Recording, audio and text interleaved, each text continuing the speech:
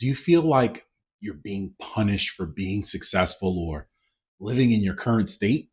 Do you pay more than 10,000 in state and local taxes during the year and you're tired of that? You can't write it all off? Or maybe you take the standard deduction but wish you could get back some more of your tax money paid for your business. Well, today I'll break down the SALT deduction walkaround and some things you might need to watch out for if you're thinking about using this strategy. Also, if you're looking to learn how to move towards tax-free living, click the link down in the description to sign up for my tax-free tax tactics talk that's coming up. If you ever wondered how to lower your tax bill legally, this is the webinar for you. See you there. Hey there, tax warriors. Welcome to JDB Tax. I'm Bryan Eustache, a Agent and Tax Strategist, but I call myself a taxtician, a tax tactician leveraging the tax code to build your financial fortress.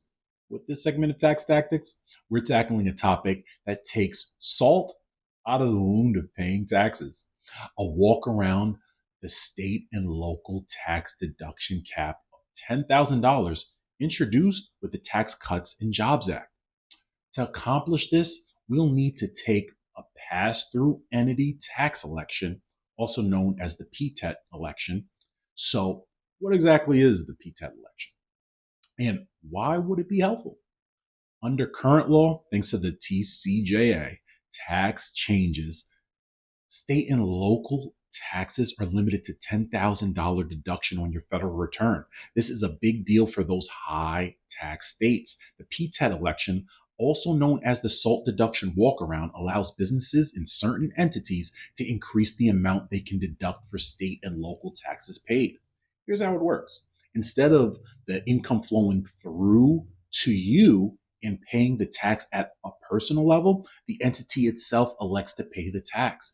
This reduces your distributive share of taxable income from that entity, ultimately lowering the income you report on your federal tax return. Also, if you'd like to see more tax content like this, hit the like, comment down below. So, who can make this election? It's available to pass-through entities like S corporations and partnerships. Some states also allow single-member LLCs that haven't elected to be S corp to make the election as well. If you're a resident of a state with a PTET election and your entity qualifies, you can make this election. Non-residents doing business in these states may also qualify, but there's some nuances to consider. You can take a look at this map to see what states have the PTET election. Now, which states have the election? Many high tax states like California, New York, and New Jersey offer the PTET election to help residents mitigate their federal SALT deduction cap. If you live in a state without income tax like Florida or Texas, this won't apply to you. Remember, each state has its own rules and deadlines for making the election, often requiring quarterly estimate tax payments. You need to work closely with your tax professional to ensure these requirements are done accurately. But be aware that making the election might not always be beneficial.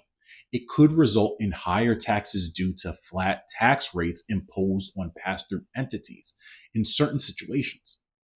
Let's walk through an example. Say you have an S corporation in California with $100,000 in net taxable income. Without the PTET election, you'd report this income on your personal return and pay tax on your individual tax rate. With the PTET election, the S corporation pays a flat 9.3% tax, reducing your share of income by that amount. You report the reduced income on your federal return and get a tax credit on your state return to avoid double taxation, which could mean paying more in taxes in certain situations. But then if you had $350,000 in net taxable income, it could potentially be less in taxes. For non-residents, there's uncertainty whether your home state will give you a credit for PTET taxes paid to other states. This is crucial if your business operates in multiple states. Make sure your tax professional understands these complexities to avoid potential double taxation. Now, the SALT deduction workaround can be a powerful tool to mitigate the federal SALT deduction cap, but it requires careful planning and execution. Always work with a knowledgeable tax professional to ensure you're making the best decision for your specific situation. This is one example of how JDB Tax Strategy helps business owners legally save money on taxes without fear of the IRS by leveraging the tax code to the fullest extent. After booking a consultation call with us at jdbtax.com, we'll build a personalized battle plan to minimize your tax burden and maximize your wealth. So, subscribe, hit that notification bell, click all to join me on this epic quest to conquer taxes and claim your financial throne. I post tax tactics every Tuesday and Thursday. See you next time, Tax Warriors.